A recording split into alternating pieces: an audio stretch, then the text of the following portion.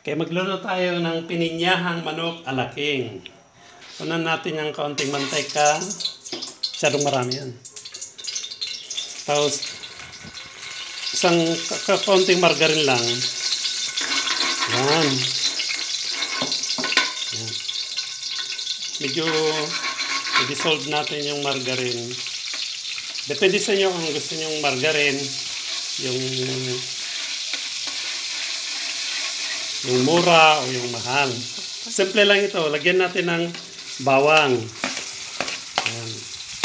Tapos, sibuyas. Kailangan nating may luya kasi yung luya nagtatanggal ng lansa.